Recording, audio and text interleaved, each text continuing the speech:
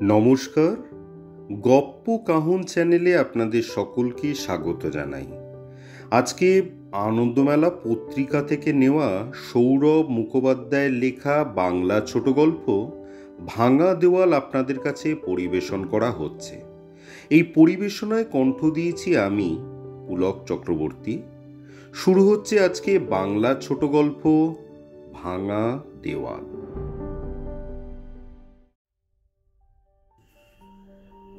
ঝিকঝিক করতে করতে ট্রেনটা যখন লাইনের বাঁকে মিলিয়ে গেল, তখনও সমেশবাবু প্ল্যাটফর্মে চুপচাপ দাঁড়িয়ে। দ্বিতীয় কামরা থেকে দুখানা সুটকেস নিয়ে সেই যে নেমেছেন, আর নড়েনি সেখান থেকে। দু হাতে সুটকেস দুটো এখনো তেমনই ধরা, যেন একটা ঘোরের মধ্যে দাঁড়িয়ে রয়েছেন।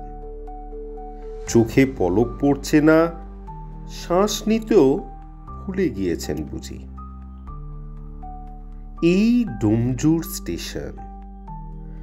৪২ বছর পর আজ এই প্ল্যাটফর্মে আবার পা রাখলেন সোমেশ মল্লিক। ৪২ বছর, যেন আগের জন্মের কথা।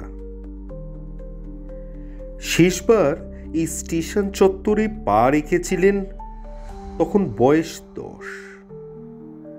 হাতে ধরা ছিল বাবার হাত। ওই উল্টো দিক থেকে একটা ট্রেন এসেছিল, বাবা মার সঙ্গে সেই ট্রেনে চেপে বসেছিলেন। তখন সদ্য ক্লাস 4 থেকে 5। এমন সময় হঠাৎ বাবার বদলির অর্ডার।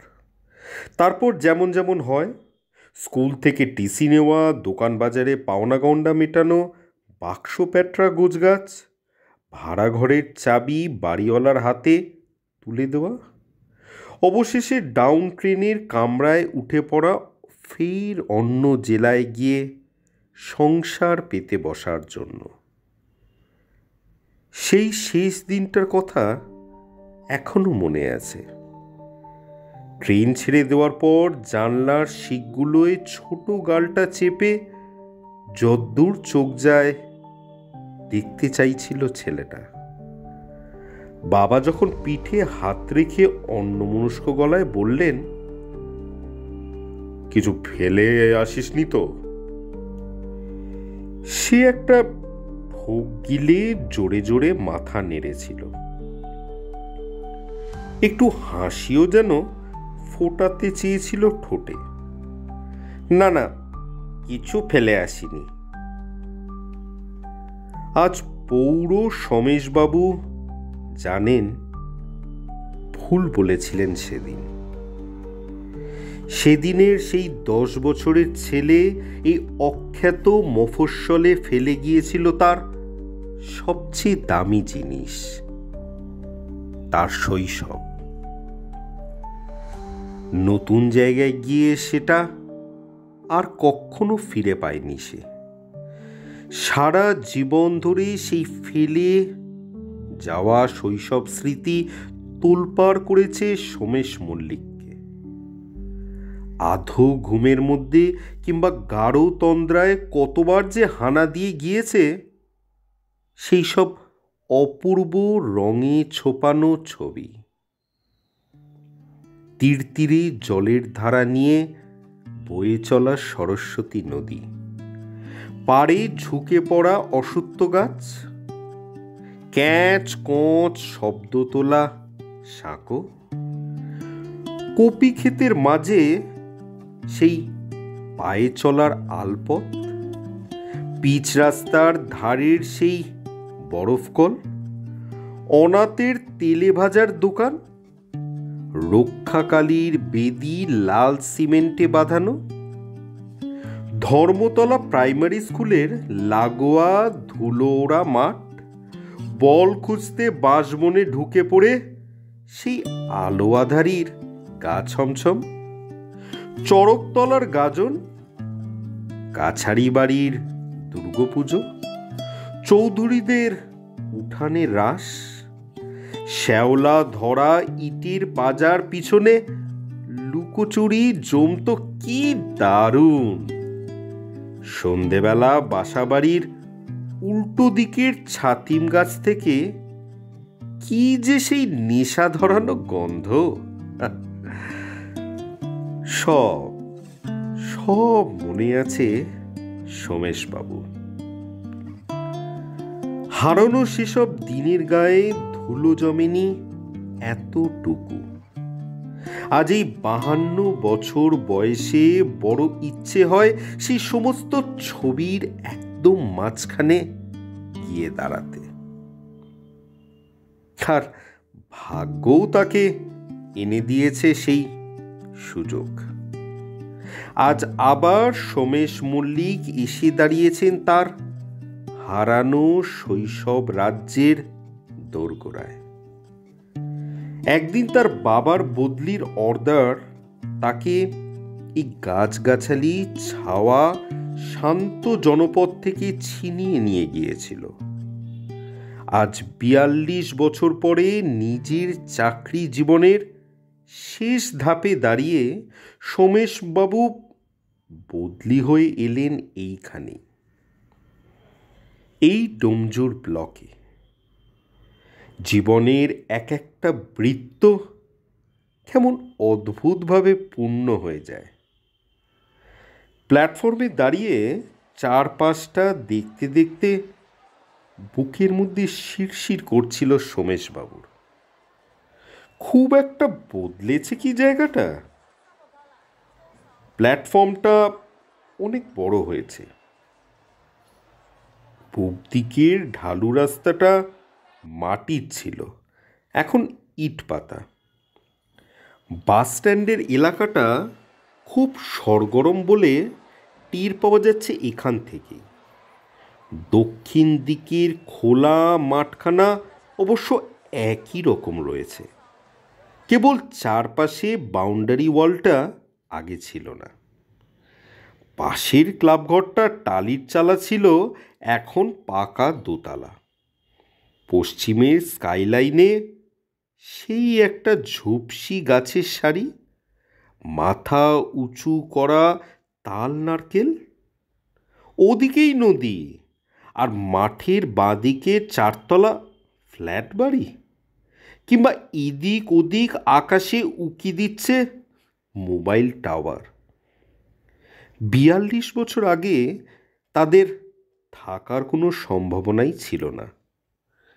নতুন বলতে ওইগুলোই।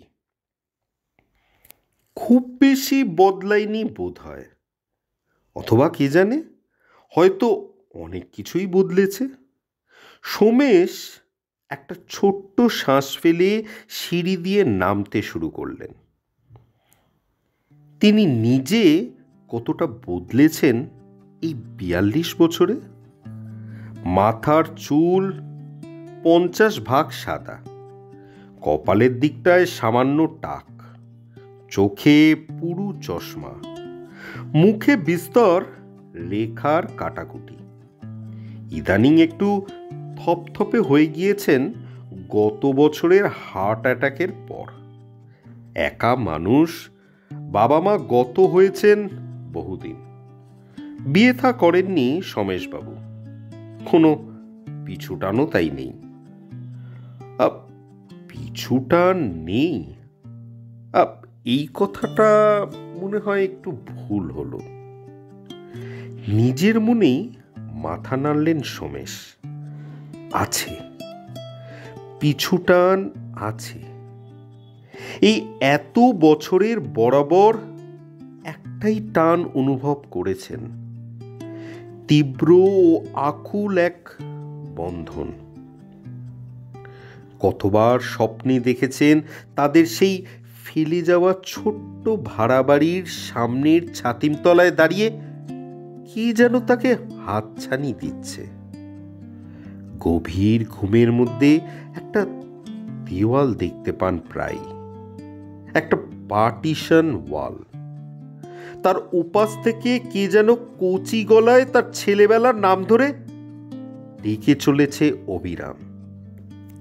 এমন কত দিন হয়েছে। আজ আর স্বপ্নের মধ্যে নয়, সত্যি সত্যি ছুঁয়ে দেখবেন সোমেশ বাবু। কি জানে সেই ছোট্ট একতলা বাড়ি, সেই ছাতিম গাছ এখনো তার জন্য অপেক্ষা করে আছে কিনা। অফিসে জয়েন করে কোয়ার্টার্স দেখতে গেলেন সোমেশবাবু।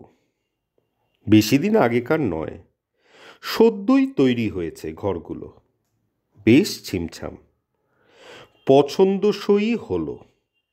অফিস থেকেই একজন সর্বক্ষণের বেয়ারা দেওয়া হয়েছে সোমেশবাবুকে। চটপটে কাজের লোক সুখলাল দ্রুত গুছিয়ে দিল তার ঘরখানা। তারপর খুব অল্প সময়ের মধ্যে চমৎকার মাছের ঝোল ভাত রেঁধে আনলো, ভারী আন্তরিক। খেতে খেতে তৃপ্ত গলায় সোমেশবাবু জিজ্ঞাসা করলেন, শুক্লাল, ধর্মতলা স্কুলটা আছে তো এখনো? মানে খুব আছে, আমার দুই ছেলেই তো পড়ে ওখানে। আচ্ছা, ওই স্কুলের 2-4টে বাড়ি পরে একটা হলদে রঙের একতলা বাড়ি দেখেছ কি? সামনে একটা ছাতিম গাছ। একটু চিন্তা করে শুক্লাল বলে ওঠে, ছাতিম গাছের উল্টো দিকে? হ্যাঁ হ্যাঁ, একটি পুরো বাড়ি আছে বটে, একতলাই। তবে হলদে রঙের কিনা সে বলা বাড়ি মুশকিল। কিন্তু আপনি কি করে এত সব জানলেন বাবু? এখানে কি এসেছিলেন আগে কোনো দিন? উত্তরটা দিতে গিয়ে একটু দেরি হয় সোমেশের। একগ্রাস ভাত হাতে নিয়ে অন্যমনস্ক হয়ে পড়েন যেন হঠাৎই। অনেকক্ষণ পর আস্তে আস্তে বলেন, হ্যাঁ, সে অনেক দিন আগেকার কথা। বিকেল গড়িয়ে সন্ধে নামবো সোমেশবাবু পুরো বাড়িটার সামনে এসে দাঁড়ালেন। বুকের মধ্যে যেন একটা ঢেউ ফুলে উঠছে কেবলই। এই 42 বছরে অনেক কিছু পাল্টে গিয়েছে এই এলাকার। রূপছবি সিনেমা হলের চারপাশটা তো চেনাই যায় না। এসটিডি বুথ, কেক পেস্ট্রির দোকান, মোবাইল আউটলেট। ধর্মতলা স্কুলের রাস্তাটায় লাল সুরকি পড়েছে সদ্য। ছেলেবেলায় যে জমিগুলো ঝোপ জঙ্গলে ভরা দেখেছিলেন সোমেশ, এখন সেসব জায়গায় বাহারি বারান্দাওয়ালা একতলা দোতলা বাড়ি। ফাঁকা জমি প্রায় নেই বললেই চলে। সোমেশবাবু ধীরে পায়ে স্কুলটা পেরিয়ে ছাতিমতলায় গিয়ে দাঁড়ালেন। এত পরিবর্তনের মধ্যেও ছোট্ট একতলা বাড়িটা যে এখনো রয়ে গিয়েছে, সেটাই আশ্চর্য। এসব জায়গায় এরকম পোড়ো বাড়ি তো এতদিন পড়ে থাকার কথাই নয়।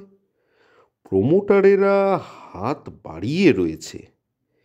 কি করে ওদের নজর এড়িয়ে টিকে গেল বন জঙ্গলে ঢাকা এই ধ্বংসস্তূপ? কিছুক্ষণ অপলকে বাড়িটার দিকে তাকিয়ে রইলেন সোমেশবাবু। তারপর একদম সামনে গিয়ে গ্রিলের গেটটা ধরে একটু নাড়া দিলেন। একটা তালা লাগানো রয়েছে বটে, কিন্তু মরচে ধরে সেটার আর কোনো শক্তি অবশিষ্ট নেই। একটা টান লাগলেই খুলে আসবে। সোমেশ তালাটার দিকে হাত বাড়ালেন, এমন সময় পিছন থেকে একটা গলা ভেসে এলো, ও দাদা, ভর সন্ধেবেলায় বাড়ির সামনে কি করছেন গো? একটু দরকার আছে, ভুরু কুঁচকে উত্তর দিলেন সোমেশ। কেন, কিছু অসুবিধা আছে তোমার? আমার আবার কি অসুবিধে বলুন? হ্যাঁ, এ তল্লাটা নতুন, তাই জানেন না কিছু। অসুবিধা আমার নয়, আপনারই। এ হাঁড়াবাড়ির কাছে সন্ধেবেলা আসে না কেউ। কেন, কি ব্যাপার? আরে ব্যাপার, 30-40 বছর ধরে বাড়িটা ফাঁকা পড়ে আছে, বুঝলেন? মালিক তাকে অন্য জায়গায় এ বাড়িতে ভাড়াটা বসিয়ে রেখেছিল। তারপর কি হলো ভগবান জানেন। রাত বিরতিতে সব নানা রকমের কাণ্ড ঘটে, বুঝলেন? বাচ্চা ছেলের কান্নার শব্দ শোনা যায়, দেওয়ালে কারা যেন ধাক্কা মারে, একটা নতুন দেওয়াল নাকি হুড়মুড়িয়ে ভেঙে পড়ে গিয়েছিল হঠাৎ করে। তারপর থেকে আর কেউ টিকতে পারেনি। এরকমই রটে আছে বহুকাল ধরে।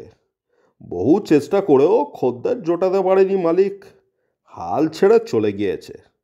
সন্ধেবেলা এ বাড়ি থেকে দূরে থাকুন। বিড়বিড় করে বকতে বকতে শেষ পর্যন্ত চলে গেল লোকটা। এই বাড়িতে তার ভয় পাওয়ার মতো কিছু থাকতে পারে না। গ্রিলটা ঠেলতেই ক্যাঁচ করে শব্দ হলো। জঙ্গলে লতা জড়িয়ে রয়েছে, সেগুলোকে পটপট করে ছিঁড়ে ফেললেন সোমেশবাবু। একটা গিরগিটি তড়াক করে লাফিয়ে সরে গেল। ভিতরটা অন্ধকার, শুধু পশ্চিমের একটা জানলার পাল্লা ভেঙে গিয়েছে, সেইখান দিয়ে অস্ত সূর্যের ম্লান আভা এসে পড়েছে ভিতরের বারান্দায়। সরসর করে কি যেন একটা চলে গেল মেঝের ওপর দিয়ে। সাপ নাকি? না, সোমেশবাবুর ভয় করল না তেমন। আধো অন্ধকারে চোখ সইয়ে নিয়ে তিনি এগিয়ে গেলেন কয়েক পা। ভিতরের দালানটার মাঝ বরাবর একটা দেওয়াল, 3 ইঞ্চি গাঁথনির পার্টিশন। ভালো করে তাকিয়ে সোমেশ দেখলেন অর্ধেকটা দেওয়াল ভেঙে পড়েছে উপর থেকে। শুধু বুক সমান গাঁথনি দাঁড়িয়ে রয়েছে, বাকি অংশটা মুখ থুবড়ে পড়ে রয়েছে মেঝে। ইটগুলো ছড়িয়ে ছত্রাকার। দেওয়ালের ওপাশে আধখানা দালান জুড়ে নিকষ কালো অন্ধকারে ঘাপটি মেরে আছে, দৃষ্টি চলে না। আরও একটু এগিয়ে গেলেন সোমেশবাবু। মুখে চোখে মাকড়সার জাল জড়িয়ে যাচ্ছে। তার গলার কাছে একটা রুদ্ধ কান্নার দলা ধাক্কা মারছে। ভাঙা দেওয়ালটায় হাত রাখতে ইচ্ছে হচ্ছে খুব। সোমেশ টের পেলেন জ্বালা করে উঠছে চোখ দুটো। সেই ছলছলে চোখেই নির্বিশেষ হয়ে থাকেন পার্টিশন দেওয়ালটার দিকে। তারপর আলতো করে স্পর্শ করেন সেটাকে। কাপা কাপা গলায় বলে, দেখ, ভুলিনি রে হিমাংশু, মনে রেখেছি সব। 8 বছরের হিমাংশু বলেছিল 10 বছরের সোমেশকে, আমরা বড় হয়ে ওই দেওয়ালটা ভেঙে দেব, বুঝলি? ভারী মায়াবী টুলটুলে মুখখানা ছিল হিমাংশুর। সোমেশের সর্বক্ষণের সঙ্গী ছিল সে। পাশাপাশি দুখানা ঘরে ভাড়া থাকতো 2টি পরিবার। আলাদা পরিবার বলে যেন কোনো বোধই ছিল না। 2 শিশু ছিল যাকে বলে অভিন্ন হৃদয়। দুজনের মা বাবার মধ্যেও হৃদ্যতা ছিল খুব। একসঙ্গে পিকনিক, যাত্রা দেখে বেড়ানো। এই বারান্দাটা ছিল কমন। এপাশ থেকে ওপাশ লাফঝাপ দৌড়াদৌড়ি করে বেড়াতো 2 খুদে। কি বিরাট মনে হতো তখন প্যাসেজটা। হিমাংশু ব্যাডমিন্টন খেলতে ভালোবাসত। এই লম্বা দালানে দারুণ জমতো র্যালি। ছোট সোমেশের সারাটা দিন হিমাংশুর সঙ্গেই কাটত। একসঙ্গে স্কুলে যাওয়া, বিকালে একসঙ্গে খেলা, সন্ধে পাশাপাশি মাদুরে বসে পড়াশোনা করা। কোনোদিন এর মা পড়া দেখিয়ে দেন, কোনোদিন ওর মা। ছুটির দিনে এই দালানেই একসঙ্গে বসে খায় সকলে। এর হেসেলের চিকেন কারি আর ওর রান্নাঘরের মাছের কালিয়া ভাগাভাগি হয়ে যায় দিব্যি। স্বপ্নের মতো দিন সেসব। তারপর কি যে হলো, কোনো একটা তুচ্ছ কারণে মনোমালিন্য হয়ে গেল বড়দের মধ্যে। কি সে কারণ দুই খুদের কেউই জানতে পারেনি, কিন্তু একদিন দেখতে পেল বড়দের মধ্যে কথা বন্ধ। তারপর একদিন বিশ্রী ঝগড়াঝাটি। ক্রমে ক্রমে ঝগড়ার মাত্রা বাড়তে লাগলো। মুখ দেখা দেখি রইল না আর। ছোট দুজন কিন্তু জটিলতার মধ্যে ঢুকতেই চাইল না। ব্যাপার স্যাপার দেখে তারা ভারী দুঃখিত হলো, কিন্তু তাদের ভাব অটুট রইল। তাদের বাবা মায়েরা আর পরস্পরের সঙ্গে কথা নাই বলুক, কিন্তু কমন বারান্দায় তারা দুজন লাফ ঝাঁপ করে বেড়াতে চায় আগের মতোই। শুধু মাঝে মধ্যে দুজনেরই বাবা মা যখন চাপা গলায় ধমক দিয়ে ডাকেন, ওদিকে খেলতে যাবে না একদম, তখন ভারী রাগ হয়। বড়দের মন কষাকষির মধ্যে তাদের টানা কেন? তারা তো পরস্পরকে কথা দিয়ে রেখেছে কখনো ঝগড়া করবে না। তারপর একদিন বাড়িওয়ালা দুই ভাড়াটেকে নিয়ে মিটিংয়ে বসলেন। সেখানে কি আলোচনা হলো দুটি ছেলে জানতে পারল না। শুধু একদিন সকালে তারা দেখল রাজমিস্ত্রিরা এসে দালানের মাঝ বরাবর একটা পাঁচিল গাঁথতে বসে গিয়েছে। খাড়া খাড়া ইট বসিয়ে বিকেল বেলাতেই বুক সমান গাঁথা শেষ। শুকনো মুখে সেদিন সন্ধেবেলায় শেষবার ব্যাডমিন্টন খেলেছিল দুই বন্ধু। দেওয়ালের দুধারে দুজন। গাঁথনিটাকে নেট ধরে নেওয়া হয়েছিল সেদিন। শেষ পর্যন্ত ফ্যাকাশে হেসে সোমেশ বলেছিলেন, কাল পুরোটা গাঁথা হয়ে যাবে, আর খেলা হবে না রে কোনো দিন। হিমাংশু একটু চুপ করে থেকে চোয়াল শক্ত করে বলেছিল, বড় হয়ে আমরা দুজনে মিলে ঠিক এই দেওয়ালটা ভেঙে ফেলব। তার দুদিন পরেই হিমাংশুর অসুখ করল খুব। দেওয়ালের এপার থেকে স্পষ্ট বোঝা যেত না, কিন্তু ডাক্তার বদ্যির আনাগোনা টের পাওয়া যেত। স্কুলেও যায় না হিমাংশু। তারপর একদিন উপাসে সব চুপচাপ। খোঁজ নিয়ে জানা গেল এখানকার ডাক্তাররা পরামর্শ দিয়েছেন দক্ষিণ ভারতে নিয়ে গিয়ে চিকিৎসা করতে। বাড়ি তালাবন্ধ করে হিমাংশুর বাবা মা রুগ্ন ছেলেকে নিয়ে ভেলোর চলে গেলেন। 2 সপ্তাহ 3 সপ্তাহ কেটে গেল, ওরা ফিরল না। কেউ কোনো খবরও দিতে পারল না। আর এর মধ্যেই আচমকা সোমেশের বাবার ট্রান্সফার অর্ডারটাও চলে এলো। তালা পড়ে গেল এদিকেও। সেই 42 বছর আগের কথা, সেই শেষ দেখা। তারপর আর কোনো সন্ধান নেই। দক্ষিণ ভারত থেকে কবে ফিরেছিল হিমাংশু? এখন কোথায় আছে কিচ্ছু জানেন না সোমেশ। শুধু এই 42টা বছর ধরে একটি কচি গলা তাকে ডেকেছে অবিশ্রাম। দুটি ছোট হাত ক্রমাগত হাতছানি দিয়েছে। আর স্বপ্নে ভেসে উঠেছে এই পার্টিশনের দেওয়ালটা। কথা ছিল একদিন এই পাঁচিলটা ভেঙে ফেলবেন তারা দুজনে মিলে।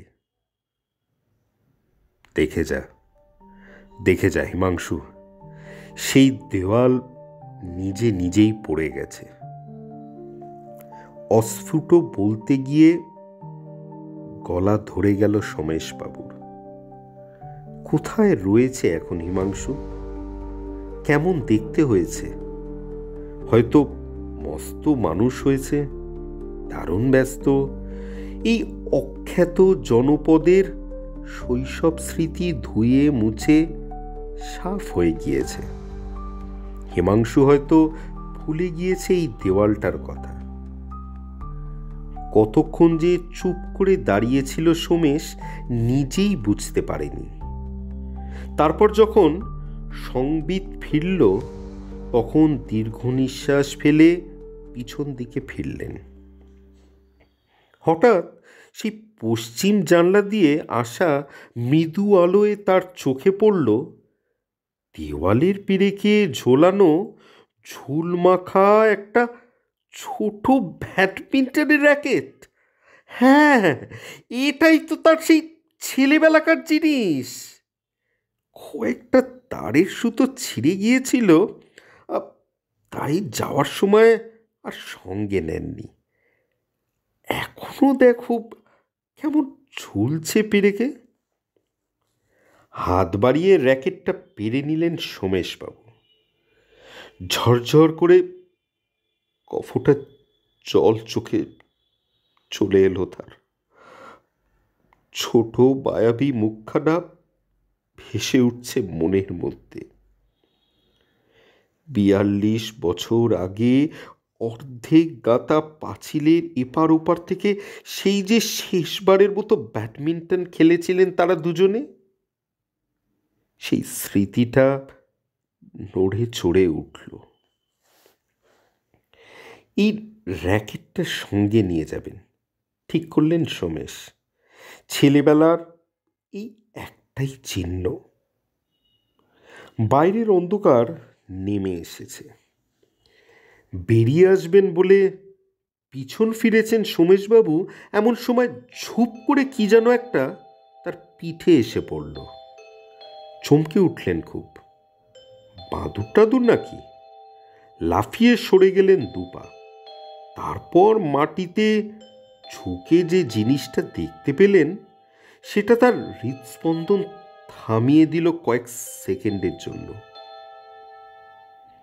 একটা ব্যাডমিন্টনের কর্ক। ফেদারগুলো এখনো পরিষ্কার, ধুলো ময়লা নেই এতটুকু। এরকম পরিত্যক্ত জনব মানব শূন্য বাড়িতে এত পরিষ্কার চকচকে কক পড়ে থাকার কথা তো নয়, ছিলও না ১ মিনিট আগে পর্যন্ত। কোথা থেকে এসে তার পিঠে পড়ল? ভাবনাটা শেষ হতে না হতেই উত্তরটা মনের মধ্যে পেয়ে গেলেন সোমেশ। এটাই উত্তর হতে পারে এই প্রশ্নের। ককটা এসেছে ভাঙা দেওয়ালের ওপার থেকে। ওই যে যেখানটায় গাঢ় নিঃশব্দ অন্ধকার জমাট বেঁধে রয়েছে, ওই দিক থেকে তার উদ্দেশ্যে পাঠিয়ে দিয়েছে কেউ। অন্ধকারটার দিকে স্থির চোখে তাকিয়ে একটা নিশ্চল মূর্তির মতো দাঁড়িয়ে রইলেন সোমেশবাবু।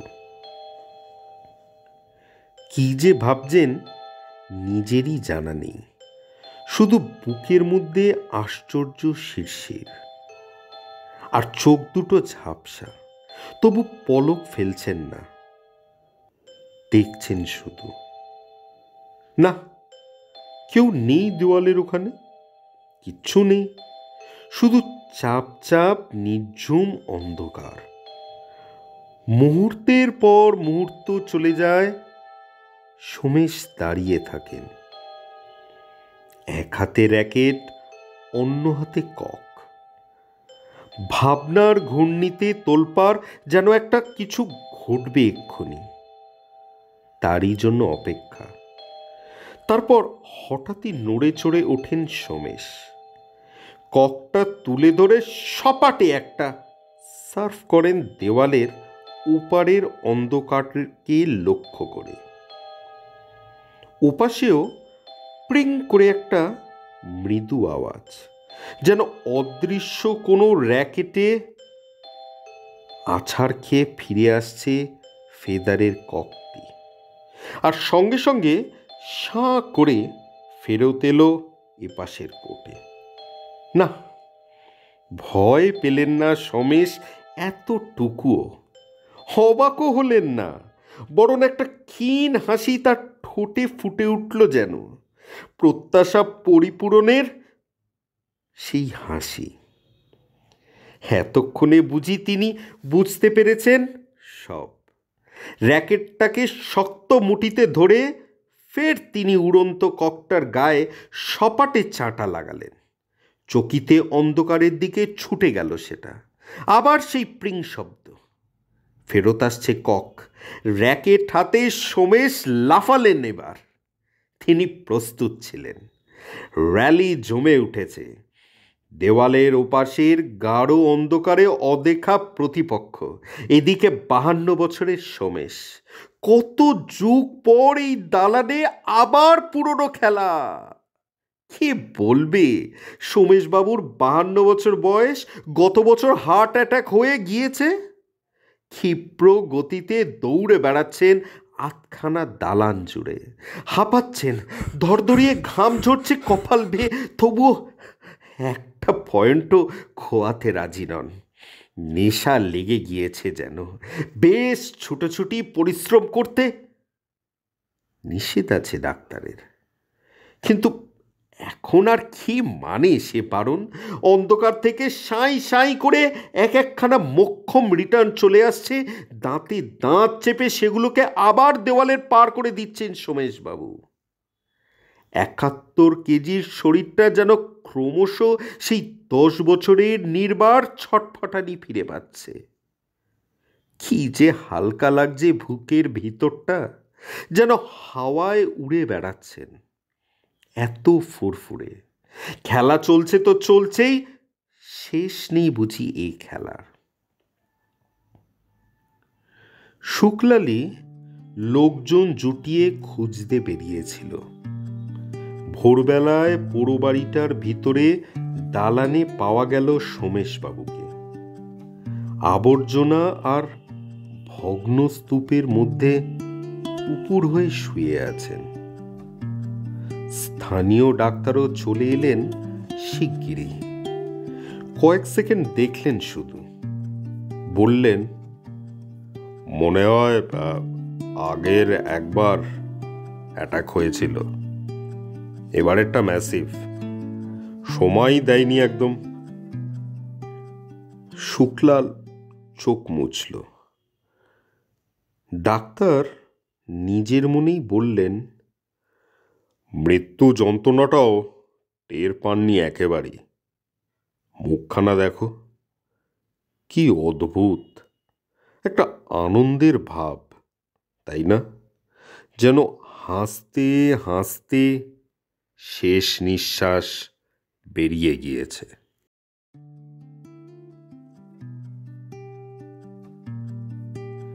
আজকের গল্প ফুরলো, পাড়া জুড়লো। গল্পটির পরিবেশনা আপনাদের ভালো লাগলে আমাদের চ্যানেল গপ্প কাহনকে একটা লাইক, শেয়ার, সাবস্ক্রাইব করবেন। ধন্যবাদ।